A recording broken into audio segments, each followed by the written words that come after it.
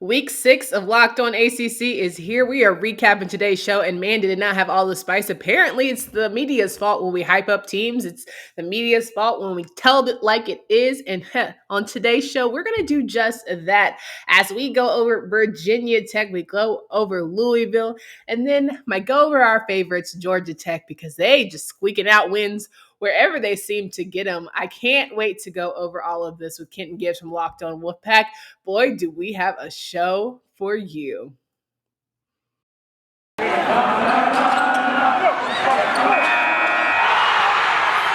are Locked On ACC, your daily podcast on the Atlantic Coast Conference. Part of the Locked On Podcast Network, your team every day.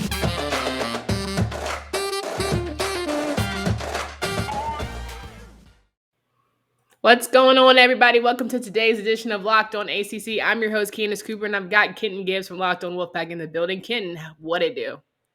I'm great as always. I'm very perplexed by the ACC, but I guess we're going to talk through it and figure it out together.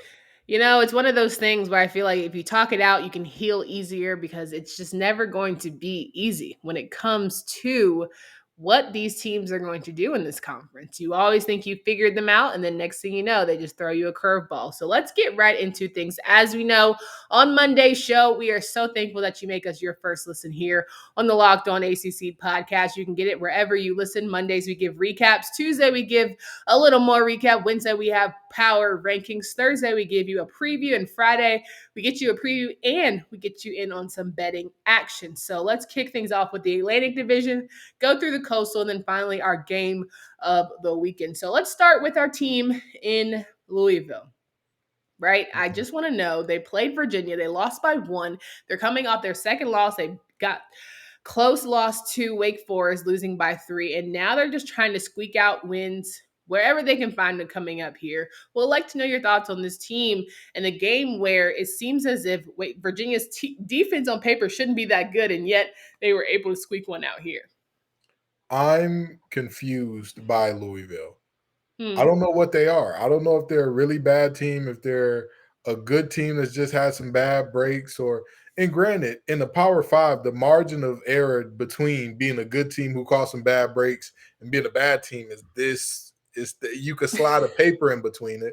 But I'm confused by this Louisville team because they're always in the games. They just can never seem to win them. And early in the season, they were getting blown out left and right. So you figured like, oh, this is going to be a really bad team this year. But no, the Fighting Satterfields are getting it rolling. They're competing every week. You know, you have your Malik Cunninghams on the day for 270 yards. You had him rushing with his usual crew, right, in Hall, Mitchell, and Cooley, and yet they couldn't quite get it done when it came to, just finishing the game. Anytime you give Virginia a chance with a guy like Brennan Armstrong, it's going to make for a long day. Of course, Louisville is struggling with some injuries, right? They don't have their full squad, but at this point in the season, so is everybody. So I'm still just trying to understand, is Satterfield safe in his job, or do you feel like some things are going to seriously have to change from here moving forward to let me know that you are trying to make this program a little bit better than what it currently is? I mean, the only reason why I would say I'm worried about Satterfield's job is not just that they lost this game, it's how they lost. Mm-hmm. You allowed 21 points in the fourth quarter. You go into the fourth quarter up 30-13, and you allow 21 points in the fourth? Huh? You can't do that. It's flatly unacceptable. That is a recipe for getting yourself up out the paint. It really and truly is. So is that a team giving up? Is that a coach's decisions down the stretch really, hindering the performance of your players? Or is that simply a strong will of a 487-yard day from a guy like Brennan Armstrong, and you just really can't help those situations? I think that it was partly contributed to by Satterfield taking his foot off the gas too early. That what you had done all along, continue to do. The hay is never in the barn if you have an inexperienced team. The hay is never in the barn. If you have a team, even if they are experienced, they've just found ways to lose, the hay is never in the barn. Yeah. Keep it up. All gas, no brakes. Because the minute you take that break, the other team is saying, oh, let's see what we got here. Let's see what we can do here. And Virginia saw what they could do there, which is put up 21 points to pull off a win last second. Yeah, no doubt. And complacency certainly kills. But, from someone who's played in the Atlantic in yourself, you've seen, the era where it was more dominant from certain teams and, it's definitely far reach for others. How would you place any of these teams in the Atlantic? You have NC State and Wake Forest, right? Two of the top contenders, but a team like Louisville who's trying to find their way in the mix. Are they out of it for now, right? We'll come back next season, see what we can do. Or do you think there's still opportunities for them to, make themselves known in this division? Here's the thing. I know that it's really early and we only say this normally towards week 9, 10. There are certain teams that control their own destiny in the conference. Louisville is not one of them. Louisville is not a team, and by control their own destiny, of course, I mean in the literal sense of, if you went out, you'll be fine. But even beyond that, I extend that out to by control your own destiny. I mean, you're good enough to where looking at your schedule, I know if you don't fumble it away, you have enough to get to the conference championship. I don't believe that Louisville has that. The Atlantic this year is loaded. The Coastal is still where you want to be because honestly, Pitt and company, I'm not sold on what they are or not. So after Pitt, who's next? Who do you have next? I mean, a Braxton Burmeister that can't throw the ball. Brennan Armstrong going to do what he do, but that defense for Virginia, it's a reason they had to put up 21 in the fourth to go ahead and get back into the game. Then after that, you got Georgia Tech, another team you don't know which Georgia Tech going to show up every week. Then you got UNC, and apparently it's the media's fault. So we can't talk about UNC or else Mac Brown going to come after us. And then you got Miami and Duke, which that's all I need to say. The fact that Miami is considered with Duke is all I need to say. So, well, I love that you mentioned that, but I feel like you are absolutely right. Certain teams have control their own destiny, but that's because they play damn near perfect. And that's the Wake Forests and the NC States of the world. You have to play your best game to beat them this season, right? Wake Forest is known as a team who does not make a lot of mistakes and doesn't allow you to capitalize on if they do happen to make one.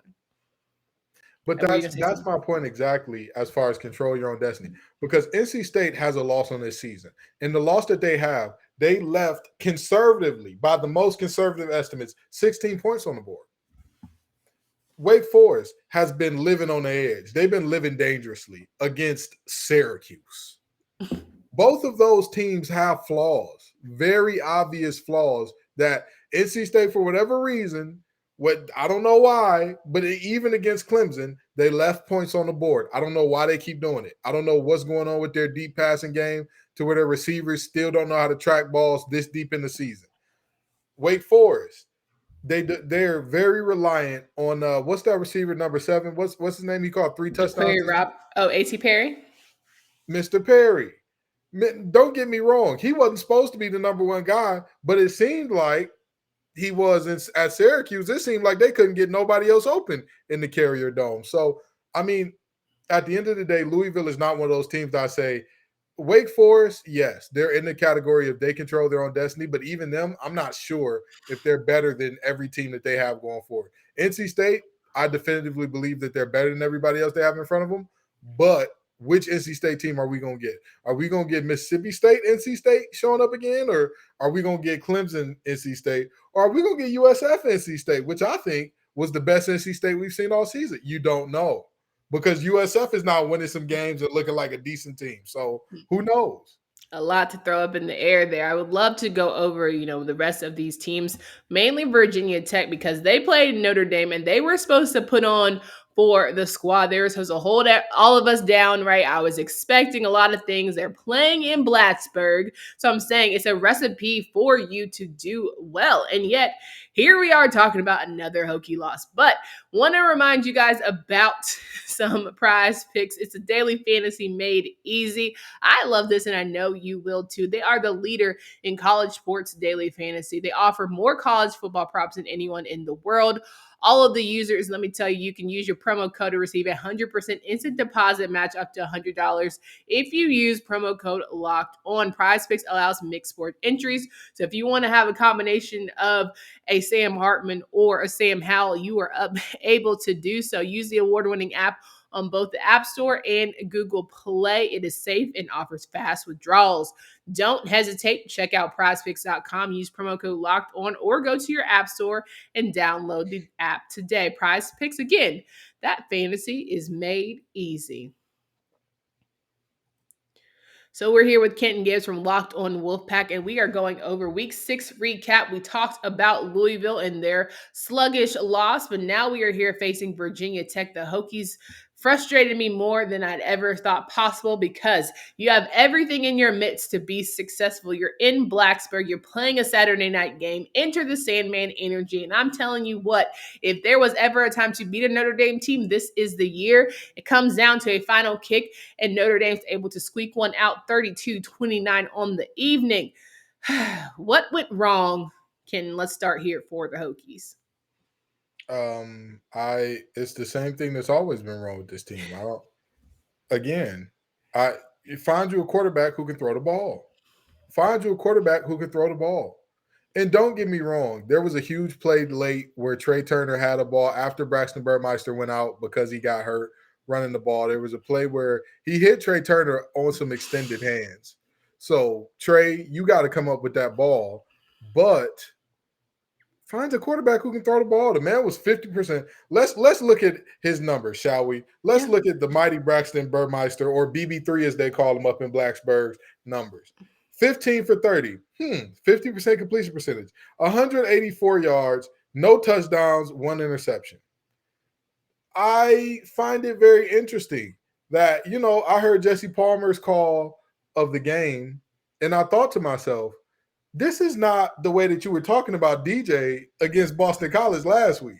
Because everything DJ did wrong, what's happening here? Meanwhile, Braxton Burmeister is, they need to scheme up something to get, but that's another story for another time. Long story short, Virginia Tech needs to find a quarterback who can throw the ball. They are very effective running the ball, which is amazing considering, honestly, teams don't have to respect their passing game at all. Teams can say, hey, we're going to load up the box. Everything that's not out wide, I want you in the box. If you don't have to play man up on the receiver, I want you in the box. And they can live with that because Braxton Burmeister is dangerous when he runs. He's dangerous when he extends plays. He is not dangerous in a designed offense. He is not dangerous in a 3-step, this is where you get the ball to. 5-step, this is where you get the ball to. Play action, read 1, read 2, read 3. This is where you get the ball to. He's not dangerous there. So, yeah. I think that's what's difficult. But not only do you not have a great passing game, but also if you're not going to be a great passing team, you got to be a great rushing team, right? If you're going to beat a top 15 team, and they still were out rush from Notre Dame 175 to 134. And then when you talk about turnovers, right?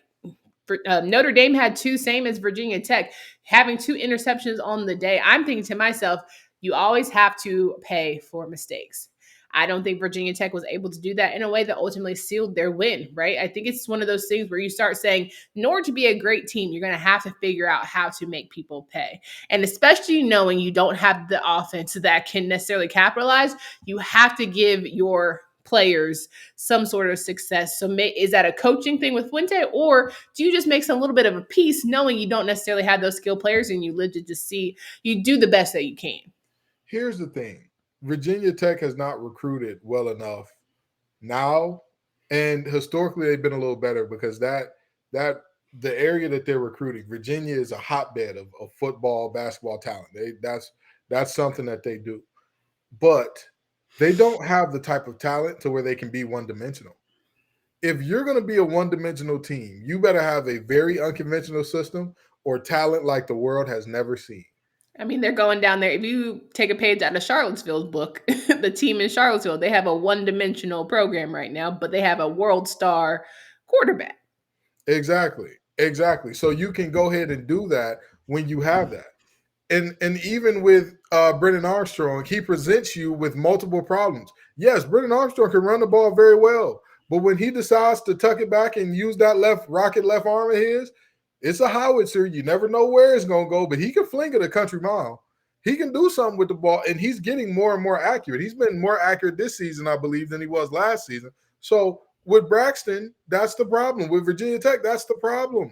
You don't have the type of depth and talent to be one-dimensional. If only they had a quarterback who would throw the ball. There is this guy down in Rocky Top named Hend. Never mind, we're not gonna go there. But they at the end of the day, their problem is simple. You need a guy who can just make the plays he's supposed to make in the passing game. So you And want I him to think be a that better Fuente is game one guy. manager. So you think he should be a better game manager? Absolutely. And here's the thing. A lot of people look at the phrase game manager as if it's pejorative and talking about quarterbacks. And I joked about Devin Leary beating the game manager allegations, but that's because Devin Leary has a big arm and he can push the ball down the field. That's where I think he's best. A game manager just means you hit the throws that you're supposed to make from about 15 to 20 yards in. Everything under 20, you're on time, you're on rhythm, you're accurate, you're precise. If Braxton was that, they would have won this game. They would have won this game. But I think Burmeister definitely has the arm and talent to do so. The accuracy is where we get a little dicey. Again, congratulations for running the ball well, son. Good job. But at the end of the day, your job is to move the offense forward.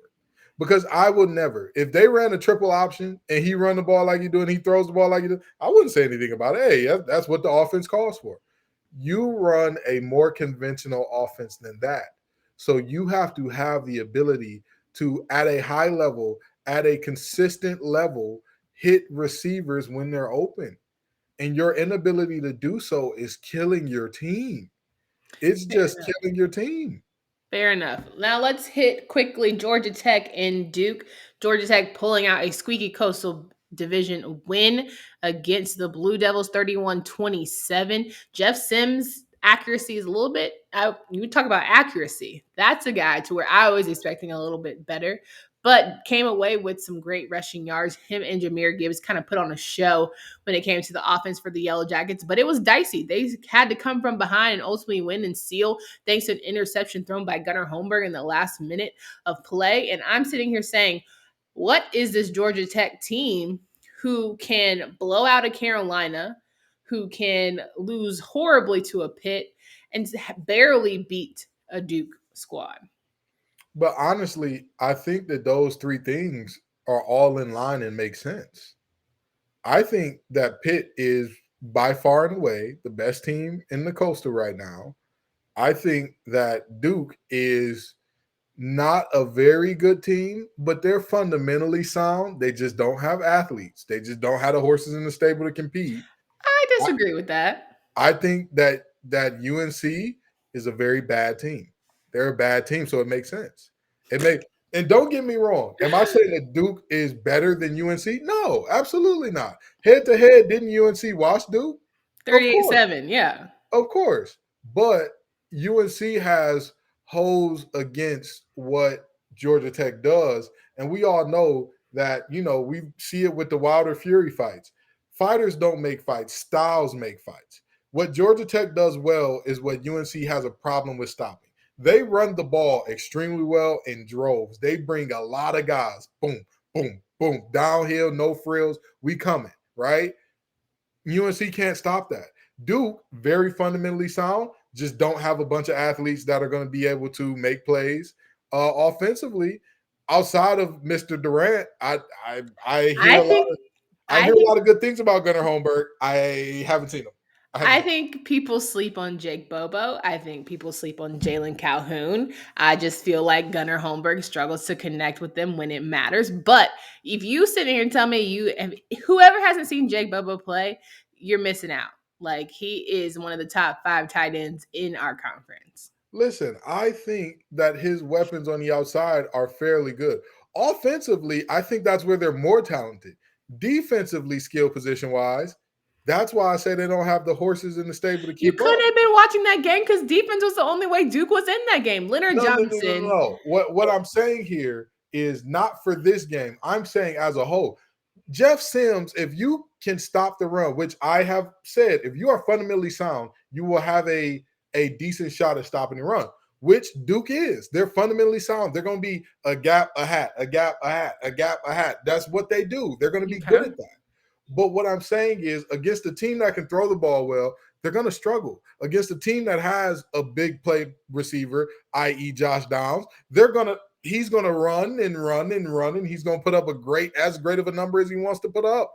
I'm not disrespecting Duke. I'm saying that they are, to me, whole team wise, better than UNC, but their Achilles heel is what UNC does well. UNC throws the ball well with Josh Downs and Sam Howell. Duke does not have a secondary to take care of that. They are good at stopping the run. Georgia Tech is good at running the ball. That's just what happened there. The matchups made the fights, and everything, according to what I saw, made sense. I want you to run that back then, because Jeremiah Lewis and Leonard Johnson would like a word in the secondary. They just want a word. They just want a little word. That's it. That's all I'm asking you. They can have whatever word they want, but that's all I'm asking you. They had their chance to have a word when the guys in Argyle came to their stadium. They had their chance. That wasn't their fault. Because at the end of the day, Gunnar Holmberg threw an interception. I mean, defense put them in games, and they did not capitalize on said turnovers. That's not defense's fault. You, as a defensive person, you wanted to cuss out plenty of quarterbacks who don't come away with points after you guys work your tail off to get some interceptions or some fumbles or takeaways. Absolutely. But I also knew I can't cuss anybody out if I'm allowing long drives that don't come off turnovers, which they did. Fine. Again, Fine. This Georgia Tech game, the defense did what they were supposed to do. They kept Duke in that game. This game, I am Duke defense, my hat goes off to y'all. All respect, all love. Okay. But what I'm saying is, if I'm looking at the whole body of these teams and what they've been so far this year, you telling me Georgia Tech beat UNC, who then whooped the wheels off of Duke, who then had a close game against Georgia Tech, I'm not surprised by that. The styles make it make sense. I'm not surprised by anything in the Coastal anymore, so that really is that. Well, I'll tell you what, I wouldn't be surprised by anything in ACC, and I'm sorry to cut you off, because I know you got to get to your break, but I'm not surprised about anything in the ACC, because when I talk about controlling their own destiny, I think the only team that controls their own destiny from this point on, don't tell me. Nope. I'm gonna see. Okay, hold it. Just hold it, please. Help me, Jesus. Help me, Lord. All right, y'all. If there's anything that you should do so far this week, it is make sure you are nice and fueled and ready for a great week 7. And you can only do that if you're equipped and fueled with Built Bar, the best tasting protein bar there is. They're not only best flavors, but they are healthy too. Only 17, 18 grams of protein. I have really enjoyed so far mint brownie, peanut butter brownie, and double chocolate. Clearly you can see I have a thing for some chocolate, but all the bars are 100% covered in chocolate there. There is something for everyone. If you want to get a little bit of each, you can get a mixed box where you'll get 2 of all of the 9 flavors. And I'm telling you what, you will not be disappointed. Go to BuiltBar.com, use promo code LOCK15 to get 15% off your first order. Again, that's promo code LOCK15 for 15% off at BuiltBar.com. So we're wrapping up today's show here with Kenton Gibbs from Locked On Wolfpack, and he is telling me that there are 2 teams, apparently, that control their own destiny here in the ACC. But before you do that, was there a game this weekend where you were impressed, or was there a game this weekend where you were sorely disappointed by what you saw on Saturday's matchups? I'll tell you what, I continue to be impressed. I have been on the Justin Fuente slander bandwagon from day one.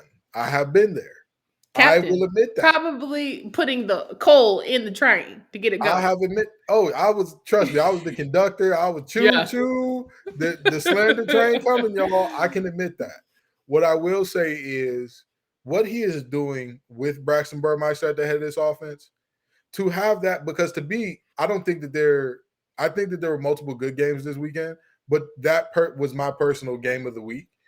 And with that being said, I'm impressed that he keeps this team in games like this, because I don't think that Notre Dame this year is world beaters by any stretch of the imagination. But to have his team even in position to win. And I watched that game wire to wire, start to finish. And I thought to myself, wow, they're really competing. They're really fighting. So to me, I mean, they've done all they can, and that's impressive to me. So, yeah, there's that. My game of the week would definitely have to be Duke and Georgia Tech, only because I really felt like that was a game that made me say, okay, at least Duke is fighting, right? Oftentimes you see some teams that are lowly at the bottom and you're saying, okay, they don't have the horses in the stable and they just don't have it. But to see Duke fight in the way that they did made me feel as if you have the talent, you could put the pieces together when you want to, but let's keep it a band. Some of these coaches' decisions is why you are sitting where you are. And I hate that, right? I hate the fact that I have to have a conversation about Coach Cut because that's my guy. Like, y'all know I go hard in the paint for Coach Cut. And yet I'm sitting here watching Mateo Durant get swallowed up in the backfield, and then you're trying to have Gunnar Holmberg be your hero, and that just doesn't work the way it should, right? So that was my favorite game because I felt Duke fight. I know there is a conference win on the horizon for them, but man, that one was it because they now have to play their next home game against Pitt, and that could get uglier than they want for sure. Well, you said that their secondary is pretty good. Well, we're going to see. Time to show improve, boy. Show improve. But you said there are two teams that have to control their own destiny here in the conference as we wrap things up. Would love to know your thoughts on who those two are and why. I'm sorry. After looking at Wake Forest schedule again, there's one team in this conference that controls their own schedule. I'm sorry. I apologize. I don't mean to step on any toes. I don't mean to disrespect anybody. But looking at Wake Forest schedule, there's at least two teams that I'm looking at like, y'all gonna have a tall task in front of you. And I'm not even talking about NC State here because I know people are gonna say, oh, you just love your alma mater and all that. But honestly, Army in that triple option, that's always gonna be a tough out. And their problems in the secondary against UNC, that's gonna be a tough out. And they still got Clemson on the back end. Like, we've all kind of stopped talking about Clemson because they're not in the national picture. In terms of the ACC, they're right there. They got one loss. They got one loss. So far, they're no longer in a position where they control their own destiny because the team that they lost to still doesn't have a loss. But, I mean, Wake, you got some tall tasks ahead of you. And again, I'm not even talking about NC State. I'm assuming that they'll do fine and beat NC State in this scenario. And you still got 3 games where it's like, even if you say Army can't do nothing with you defensively, okay, sure. You still got 2 games where it's like, That's interesting that you don't even mention Boston College in the equation that they do have to face as well. Grossell can't figure it out. The poor baby can't. He'll gonna figure it out by last week of play. I hope so. In the words of Kodak Black, I hope so. Because if we don't quote Kodak on this show, just so that's you know. fair. That's okay. Fair. But if not, I mean, the fumble against Clemson where he couldn't just figure out how to lay on the ball and go Kenton, to the next round. You know what? Next. See, again, we're not here to take. There's NC State. We're here to uplift the children. NC State controls their own destiny. They're good enough to where if they do what they're supposed to do from this point on out, I don't believe that there's a single game that they won't be favored in if they just do what they're supposed to do. So State's going to win the whole thing. I'm not saying that because State has had tendency to state it up. Now, I ain't going to lie to you now, but I'm saying that they're the only team that I look at the rest of their schedule and say, this seems manageable. The brunt of your schedule, the hard part of your schedule is behind you now. The only thing that worries me is Derek Pitts Jr. has a very hard time of tracking the ball sometimes. And you play that game against Sam Howell and Josh Downs, strike up the band. The boys in Argyle are going to be having a good old party in your end zone.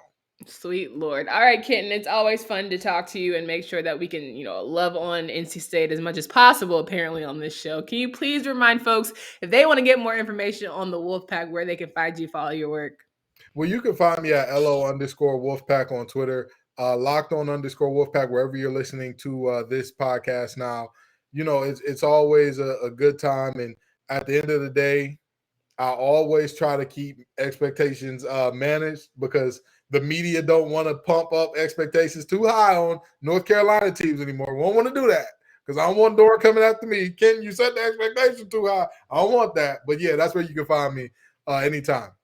It's always a pleasure. And yes, you can find him there. Make sure you guys tune in to the Locked On ACC podcast on the Odyssey app or wherever you get podcasts, giving you that best conference news whenever possible. Tomorrow, we've got JJ Jackson from Locked On Blue Devils. Maybe I'll talk to him more about Georgia Tech and Duke, and we'll have a better time than I had here today. But you never know.